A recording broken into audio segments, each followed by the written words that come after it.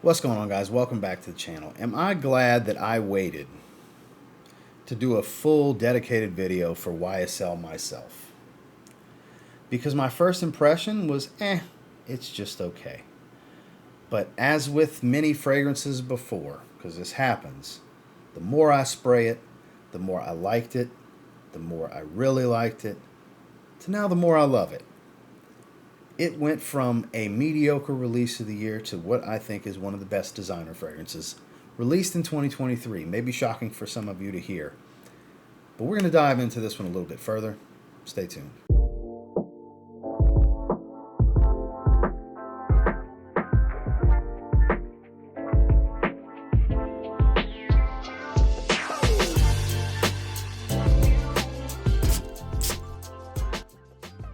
So, first and foremost, I don't have the box, but this is a 60 ml bottle. This is such a sleek looking bottle with that matte finish YSL logo on the front. It's an eau de parfum. Very tall for being a 60 ml. Sleek piano black. Have the YSL logo pressed into the top of the cap. Batch code information here on the bottom. Do that. Maybe it'll focus. Let's do this. It doesn't want to focus. There we go. Took a little bit. But there's the batch code for those that care. And then the atomizer on this one does a good job, as you can see. Standard stuff. But let's talk about this scent.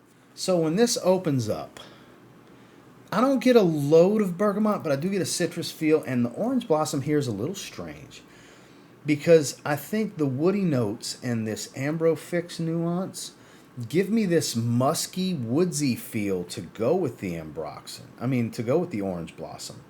It's a little strange the first time you smell it. And I know I'm not the only one that experienced this. This seems to be kind of the consensus that I've gathered from a lot of viewers talking to me about it in my live streams and feedback on my Scent of the Day posts.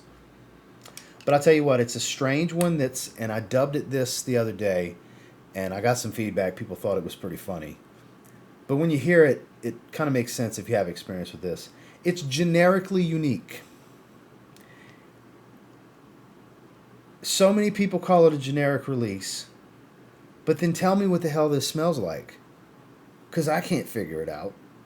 So it's much more unique than it's gotten credit for. So I get where they're coming from with it's generic.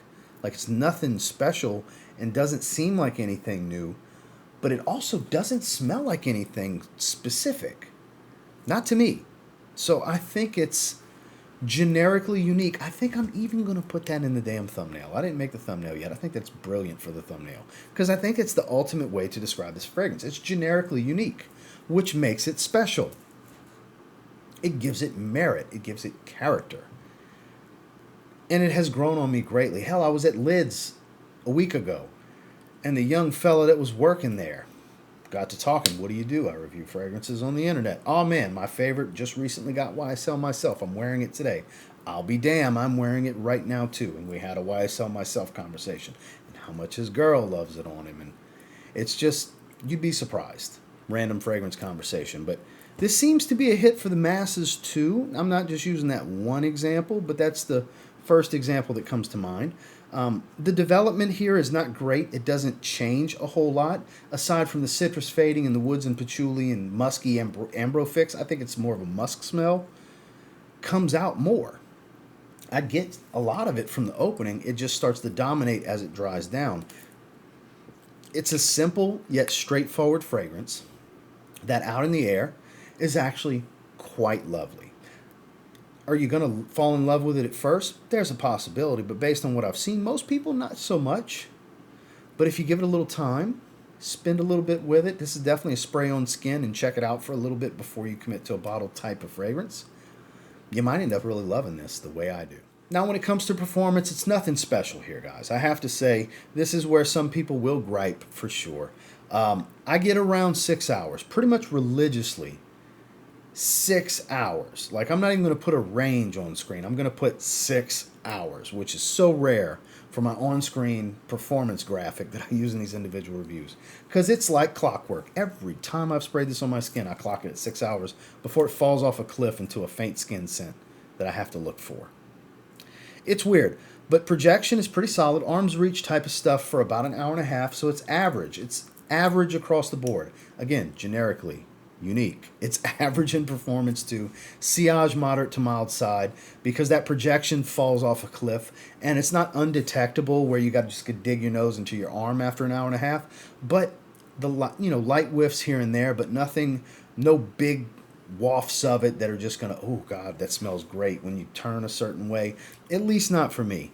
It's legitimately what I deem right down the middle average in all three performance categories of 6 hours longevity, moderate arm's reach for an hour and a half projection, I mean dead center of average, and then moderate to mild sillage with light whiffs for the first few hours, dead center average. It's nothing special in performance, it's very generic, but it's quite unique. Let's talk about the overall thoughts here. So my final thoughts on this one is just that. I keep going back to generically unique because there's nothing to love about this fragrance, but there's everything to love about this fragrance at the same time. This is such a weird, oddball scenario that I've never really come across with a designer fragrance, and my thoughts and feelings on it. Some of this is making complete sense to some of you guys. Like, actually, all of it is making total sense to some of you guys. And some of you guys are having a good laugh. You're like, I totally don't get that. You're overcomplicating it. Hey, teach their own. I'm just articulating my thoughts to you guys in a video review, because it's what I do. And for the uniqueness of this, the merit that being generically unique creates for this scent profile and the way it performs smack dab down the middle average, I think it's very good at 7.5 out of 10. I think that's the right rating here because it's not super special where it warrants getting into the great category, the great territory of 8 and 8.5. Definitely not outstanding at 9. But I think to start a new line, to start a new DNA, I think it's a good baseline for them because I feel like the more time I spend with this, I see different routes they can take with this and still tie to the DNA. Like, there's a lot of potential here, just like the H24 DNA. There's a lot of potential there. They've only done one flanker so far. What's another new line that's got potential?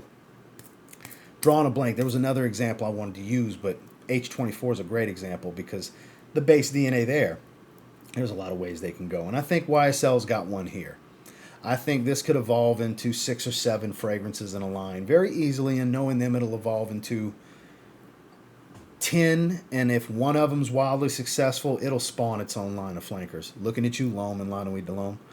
YSL's notorious for that, but YSL is also my wife's favorite designer brand when it comes to men's and women's fragrances, and I'm a huge fan too, so I gotta say, I'm here for it. I think they did a really good job here for making a generically unique, high-character fragrance that's easy to like and easy to not like at the same time, but it's a 7.5 out of 10.